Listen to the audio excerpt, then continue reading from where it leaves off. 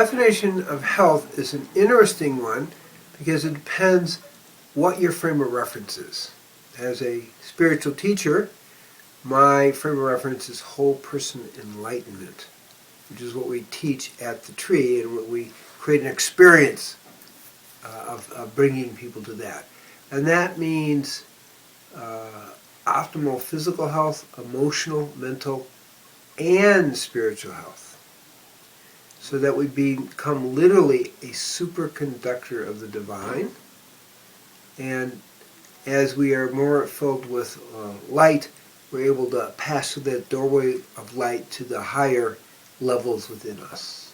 What I teach that supports that whole process is the 6 foundations and 7-fold peace. The 6 foundations are spiritual nutrition and spiritual fasting. And that, in essence, is at least spiritual nutrition is at least an 80% live food, organic, plant source only diet. That's high in minerals. We need minerals to make everything work in the body, the enzymes and so forth. Low in sugar, because the people who live the longest are the people who have the lowest insulin and leptin. Okay? High in water.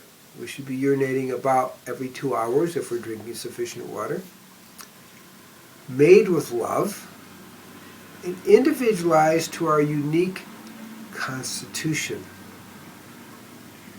So that's an optimal diet. Spiritual fasting is not really going to a place where we, while we're at the work site, try to fast. It really, that we have to detox to have optimal effect in the physical, emotional, mental, and spiritual levels.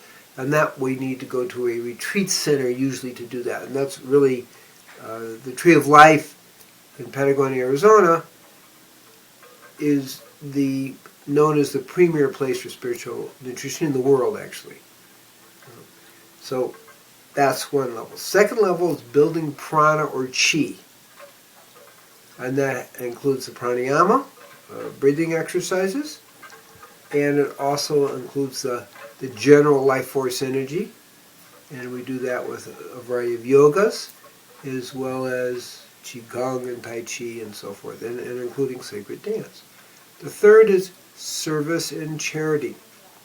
And it's amazing how powerful both of those are in bringing our consciousness to a higher level where we feel the oneness in that service. The fourth, if people are ready, and not everybody's ready, is time with the spiritual teacher, and also reading the great scriptures and getting the essence of the energy behind the great scriptures. Okay? The fifth is what we call sacred silence. Meditation, prayer, mantra repetition, chanting. And the sixth is the awakening of the spiritual energy, what we call in the Eastern tradition the Kundalini, and what we call in the West is Shekinah.